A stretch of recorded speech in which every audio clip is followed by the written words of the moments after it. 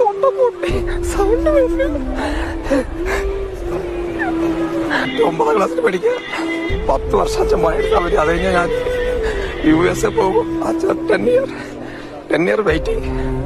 പഠിച്ചോണ്ടിരിക്കുകയാണ്, അറിയില്ല. 10 year waiting അച്ഛാ. 10 വർഷം ഞാൻ USA പോകും. അച്ഛന് പേടിക്കണ്ട. 3 ദിവസമായി കാണാൻ